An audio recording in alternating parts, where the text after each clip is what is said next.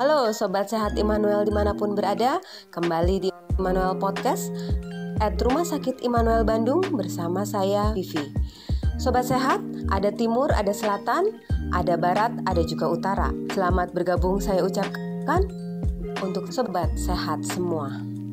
Sobat Sehat, hari ini kita sudah kedatangan narasumber yang luar biasa. Tentu saja sudah ada bersama kita salah satu dari dokter spesialis kulit terbaik yang dimiliki oleh Rumah Sakit Immanuel Bandung yang siap mengupas tuntas mengenai Pico Second Laser yang tentu saja sesuai dengan tema podcast kita hari ini, yaitu laser Pico Second. Apa sih itu? Langsung saja kita sambut Dr. Wulan Yuwita SPKK. Halo dokter, selamat siang. Selamat siang Sobat Sehat. Terima kasih dokter, apa kabar dok? Baik, Mbak Vivi gimana kabarnya? Alhamdulillah baik dokter. Dokter, terima kasih sudah berkenan bergabung bersama kita di sini ya dok ya, di sela-sela kesibukannya.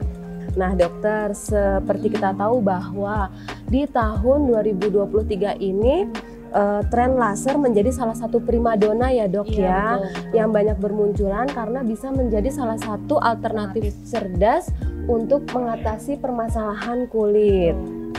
Nah, perihal tren laser ini dok, pastinya teknologi alat laser atau energi based devices yang digunakan dalam bidang dermatologi dan estetika di tahun 2023 ini adalah penyempurnaan dari mesin-mesin laser dari tahun-tahun sebelumnya yang sudah digunakan, termasuk salah satunya yang sudah dimiliki oleh Rumah Sakit Immanuel, yaitu laser Pico Second ini ya dok ya. Mudah-mudahan jadi primadona ya dok di sini. Betul. Ya, nah dokter, sebenarnya bagaimana cara kerja dan manfaat dari laser Pico ini dok? Ya, Pico laser itu memang tadi ya seperti dijelaskan Mbak Vivi, energi based machine ya. Jadi memang dia laser, cuma memang disempurnakan. Iya dok. Yang tadinya kita mengenal jenis laser yang mode-nya tuh nano, jadi sekarang dipercepat lagi menjadi pico. Jadi pico. Ya, betul. Nah, kenapa harus disempurnakan? Kenapa harus waktunya tuh yang lebih cepat? Karena ternyata dengan penggunaan laser dan penggunaannya yang getarannya lebih cepat itu meminimalisir downtime, atau biasanya yang kita sering kenal tuh pasca laser kan sering ada luka ini meminimalisir gitu. Jadi kayak kebakar gitu ya dok ya. Iya, jadi ini meminimalisir proses tersebut gitu. Jadi dengan kecepatan yang tinggi, energi yang kuat, hasilnya jauh lebih optimal gitu. Jadi memang ini teknologi terbarunya sih. Pico. Teknologi terbaru ya, Pico Second ini ya dok ya. Betul. Dokter, manfaatnya apa nih dok? Kalau Pico ini memang dia lebih ke kasus pigmentasi atau uneven skin tone ya. Juga untuk beberapa kasus masalah pori ya. Kayak pori-pori yang besar gitu. Itu memang betul bisa membantu, atau beberapa jenis hiperpigmentasi yang lain seperti melasma, freckles ataupun bekas jerawat. Gitu. Bisa dengan Pico ini. Betul. Kalau tato gimana dok? Oh iya, salah satunya tato. Tato bisa dihapus bisa, ya. Iya, bisa berarti dihapus. Areanya di mana tuh dok? Selain di wajah? Oh, di badan juga bisa. Oh, di badan juga bisa. Bisa ya dihapus. Sobat Sehat, jangan khawatir yang ingin menghapus tato datang ke Rumah Sakit Immanuel ya. Nah, kira-kira laser Pico ini aman nggak dok buat ibu hamil? Kalau untuk ibu hamil sebenarnya ya aman-aman saja ya. Cuma kan kalau untuk ibu hamil kita harus lebih hati-hati ya, karena goal yang mau dicapai apa nih gitu. Kalau memang hanya untuk rejuve saja ya bisa-bisa saja. Tapi kan beberapa ibu hamil tuh keluhannya stretch mark kadang. Nah itu ya nanti nunggu lahiran dulu stretch aja. mark, kalau enggak hiperpigmentasi di daerah mana gitu ya dok ya. Kalau misalnya di daerah perut atau untuk stretch mark nanti dulu aja beres lahiran aja. Beres lahiran. Kalau misalnya untuk sekedar rejuve atau rejuve supaya tetap kinclong ketika lahiran di masa ya, hamil kan foto, ya, nanti. Nah itu boleh, tidak masalah, nggak ada kontraindikasi sih sebenarnya, karena aman-aman aja dan memang hanya sebatas rejuvenation gitu. Aja.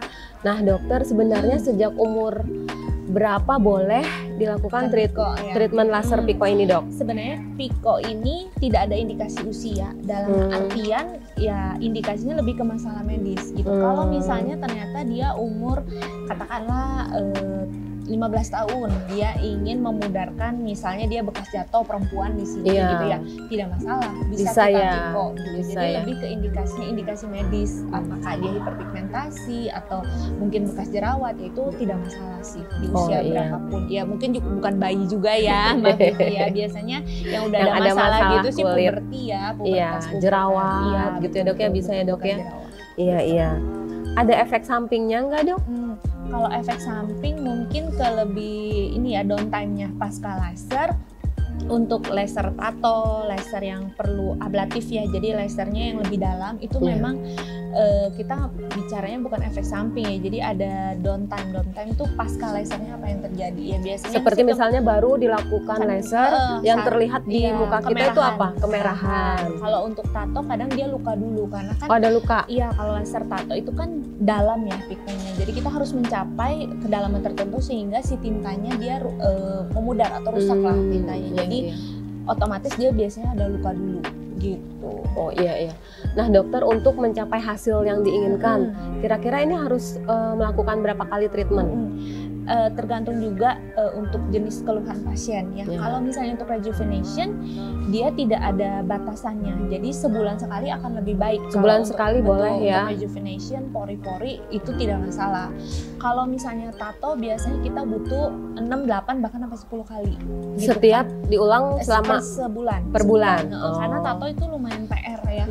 Kadang ya tatonya ngelasernya katanya lebih sakit ya dibanding tatonya karena belum pengulangan luasnya mungkin ya, tergantung luas tatonya itu. Areanya, ya. Kemudian kalau untuk kasus melasma itu juga tidak apa-apa sih diulang sebulan, mungkin kalau kita biasanya kombinasi sih dengan peeling ya, alternatif treatment lain yang ada di rumah sakit Immanuel.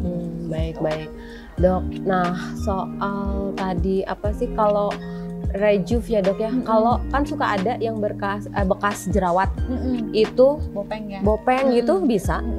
Ya kalau misalnya bopeng atau scar acne itu kita lihat dulu, kalau misalnya dalam itu memang kita biasanya ke tindakan awalnya mungkin jenis laser yang lain dulu. Kalau yang kasusnya dalam ya di Immanuel juga kebetulan sudah ada Fraxis Duo, biasanya kita pakai yang itu dulu. Bisa ya, jadi jangan lebih khawatir. Lebih ablatif dulu. Kemudian setelah dia sudah ada perbaikan, untuk berikutnya kita bisa kombinasi dengan Pico juga gitu. Baik. Namun kalau misalnya scarnya dia yang ringan atau tidak dalam, kita bisa langsung Pico kok gitu. Bisa langsung ya. Jadi tergantung, jadi harus diperiksa dulu lah intinya Maya seperti apa atau tidak untuk scarnya gitu. Dokter, setelah dilakukan laser Pico ini atau treatment Pico ini, ada pantangan nggak atau ada yang tidak boleh kita lakukan nggak? Kalau yang tidak boleh dilakukan mungkin biasanya setelah laser kita jangan kena air dulu ya, sekitar 4-6 jam. Jangan kena air. Takutnya perih atau gimana ya. Kemudian paparan matahari ya jangan setelah laser ke gunung atau apa ya, golf gitu ya, papanasan jangan dulu. Kalau besoknya kita lihat dulu, kalau misalnya hanya yang rejuvenation sih besoknya udah nggak apa-apa, aktivitas seperti biasa. Tapi kalau untuk scar acne karena dia lebih dalam ya memang harus hati-hati, biasanya 3 hari kita ya karena masih luka ya jangan terkena matahari. Jangan terkena. Gitu. Kalau keluar harus pakai payung kalau kepaksa gitu dok. Iya gitu. Tapi kalau yang hanya rejuvenation biasa yang tidak sampai luka dalam itu besoknya sih sudah bisa aktivitas. Gitu. Ini prosedurnya gimana sih dok? Apakah ada nyeri saat dilakukan atau sudah dibaalin apa enggak gitu dok? Jadi kalau prosedurnya sendiri ada beberapa pasien saya yang rejuvenation saja itu langsung di laser. Jadi sebenarnya tergantung ambang nyeri pasien. Cuma biar aman biasanya prosedurnya sekitar 45 sampai 50 menit. Ya, jadi 30 menit anestesi dulu.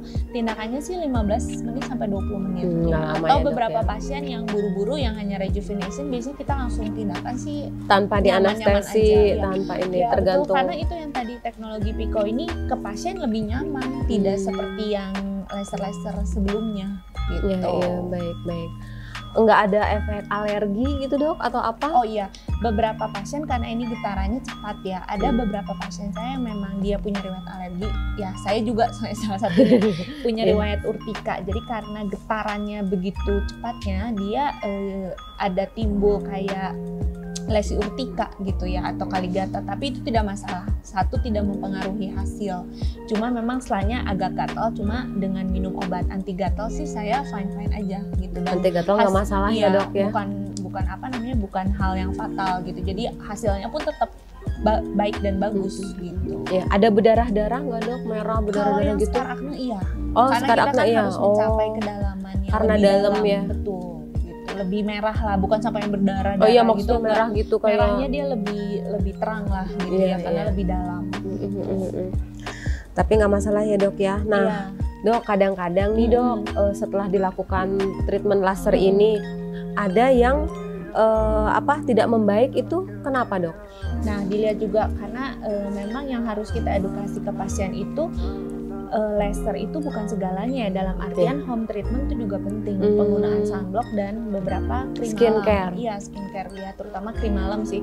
Kuncinya itu kok hanya krim malam yang mengandung tretinoin atau retinol dan sunblock gitu. Nah, laser ini, segala jenis laser ya, itu hanya menyempurnakan lah. Jadi kombinasi keduanya tuh harus bersamaan sebaiknya. Jadi tetap ada harus dirawat rutin ya dok ya, Karena kan laser skincare. hanya sebulan sekali. Home treatmentnya juga itu penting, sisa hari-harinya. Iya gitu. iya. Ya. Terutama sunblock dan krim retinol malam. atau tretinoin. Baik. Nah, setelah misalnya dok, setelah treatment laser ini sembuh, udah kinclong lah, bagus gitu ya. Nah, itu ada kemungkinan untuk timbul lagi atau bermasalah kembali nggak dok? Kalau misalnya kulit kusam ya atau pigmentasi, dia memang akan bukan kembali ya. Dalam artian gini, kulit kita kan mengelupas secara alami itu per 28 hari. Jadi kalau misalnya kita nggak rawat, at least dengan peeling lah ya yang sebulan sekali gitu. Nah, dia memang pasti akan ya kok rasanya kusam lagi sih dok gitu ya, karena memang per 28 hari itu adalah siklus yang normal. Makanya pentingnya home treatment itu, ataupun kalau misalnya nggak mau piko terus ya, kita biasanya seling sih sama peeling. Jadi piko, peeling, atau piko, beberapa peeling. alternatif yang lain ya, tergantung keadaan kulitnya gitu. Baik. Oh iya, pokoknya jangan lupa skincare, pelembab, Sunblock, terus sunblock, krim malam, dan jangan cuman laser aja gitu ya dok ya. Iya dokter. Nah, tipsnya supaya tidak kambuh kembali, dok, ada nggak? Kalau misalnya Selain skincare, mungkin kalau misalnya kasus flek, ya menghindari panas. Menghindari panas. Bukan matahari aja, dalam artian biasanya ibu-ibu tuh sudah menghindari panas tapi masih masak di oven ya. Kadang kalau yang hobinya masak, wanita-wanita di atas 40-an atau menuju menopause atau premenopause. Oh, ada pengaruhnya dok itu tuh di oven teh? Panasnya. Gitu. Jadi pigmennya entah kenapa dia memang lebih sensitif ya, mungkin karena aging juga gitu. Jadi ya misalnya habis sholat subuh langsung pakai sunblock dulu, barulah bikin kue atau apa gitu. Jadi jangan lupa pakai sunblock walaupun di rumah. Iya betul. Kalau masak di atas kompor juga sama. Tetap gitu. Kita pikir kan kalau di rumah nggak kemana-mana, libur nggak ngapa-ngapain ya. Makanya itu banyak beberapa pasien yang kemarin pandemi fleknya muncul karena hanya sering pakai masker. Itu kan panas. Oh iya. Itu banyak loh pasien saya, padahal dia ngomong kan ya pandemi kan di rumah aja. Iya, kalaupun keluar dia pakai sunblock, atau pas kemarin karantina katanya pakai masker terus, tapi kok fleknya makin banyak ya dok. Ya kita tahu bahwa pakai masker kan itu uapnya ya panas ya. Balik lagi di sini gitu. Aja ngumpul. Itu banyak ya. Terus dia aktivitasnya hanya masak di rumah gitu ya. Ternyata bolak-balik ke dapur juga masuk ke rumah dan panas dari kompor ataupun oven. Oh alah, ya jadi tetap sunblock, krim malam, jangan lupa ya sobat sehat. Nah dokter, ini nggak terasa kita sudah ada di penghujung acara dokter.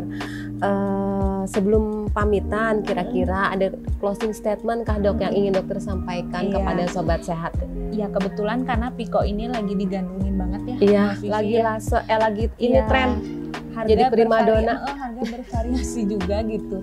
Nah, saran saya memang kalau memang memilih laser Piko, pilihlah instansi atau rumah sakit klinik yang memang yang operatornya tuh memang dokter gitu. Karena beberapa saya lihat juga di salon-salon juga ada ya. Iya, di salon kita suka lihat itu tuh laser apa gitu ya. Kita tahu ya Piko lumayan. Dan itu menawarkan itu kan harga paket. Wah, luar biasa gitu dok.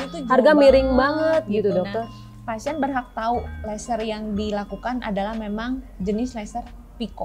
Ya Laser karena Pico. pasien kadang kasihan loh, maksudnya udah di laser di mana, di salon gitu, tapi nggak berasa apa-apa udah sampai 8 atau 10 kali. Nggak ada gitu kan. perubahan. Maksudnya ya kita lihat dulu ya lasernya kan, kadang pasien nggak tahu ya, kadang kalau mesin itu kan nggak ada tulisan Pico ya. Iya, gitu. iya. Jadi ya Taunya pasien ces gitu aja dok, pasien bunyi merah. Iya, pasien berhak tahu bahwa yang dilakukan adalah jenis mesinnya memang termasuk yang Pico laser gitu ya, berhak bertanya ke operatornya gitu. Kayak apa?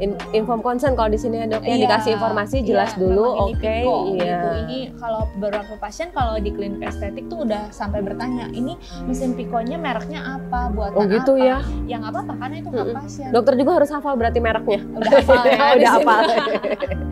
Yang terbaru. Gitu, iya. Gitu. Iya dokter. Terima kasih. Iya. Satu lagi yang sering ditanyakan nih oleh para sobat sehat melalui direct message di media sosial kami itu, ini kira-kira kalau ingin konsultasi dengan dokter itu dokter dapat ditemui di mana dan kapan waktunya? Iya, ada di Rumah Sakit Immanuel. Kebetulan banyak juga sih ya, kalau bukan ke saya juga ya ada SPKK yang lain. Cuma kebetulan di Immanuel, kalau saya Senin, Rabu, Jumat ya saya lebih banyaknya mungkin di siang ke sore. Kebetulan di Immanuel juga udah ada nih, poli sorenya udah lengkap, ada dokter Ivan juga. Iya. Jadi Dokter Wulandwita SPKK dapat ditemui di Immanuel Skin and Aesthetic Clinic di lantai 2 Gedung Pusat Diagnostik Rumah Sakit Immanuel setiap hari Senin pukul pagi 10 sampai 12, Rabu dan Jumat pukul 1 sampai 3, setengah 4 ya dok ya. Jangan, harus dicatat tuh sobat. Nah, untuk sobat sehat Immanuel yang malas melakukan registrasi atau malas antri di bagian registrasi, dapat melakukan registrasi online melalui nomor WhatsApp di 0811 247 2626. Atau ini sekarang nih masa liburan ini Rumah Sakit Immanuel banyak promo nih dok. Iya lagi banyak promo, mumpung liburan, yuk kesini. Iya, nggak nganter anak sekolah, yuk kita rawat supaya pada kinclong semua bersama Rumah Sakit Immanuel ya dokter sobat sehat. Nah, untuk informasi layanan dapat dilihat di media sosial Rumah Sakit Immanuel, ada Instagram, Facebook, ada website juga, atau untuk informasi langsung bisa chat aja di nomor 0811 54 46 866 selama jam kerja. Nah dokter, burung murai ada 5. Ada banyak di Pulau Jawa. Immanuel Podcast ini memang tidak lama, semoga bermanfaat untuk semua. Sobat Sehat Immanuel dari Immanuel Skin and Aesthetic Clinic, lantai 2 Gedung Pusat Diagnostik Rumah Sakit Immanuel, saya Vivi dan Dokter Wulandwita serta seluruh kru yang bertugas mohon pamit undur diri. Tetap patuhi protokol kesehatan. Anda tetap sehat adalah dambaan kami. Salam sehat. Dadah. Terima kasih. Makasih dokter.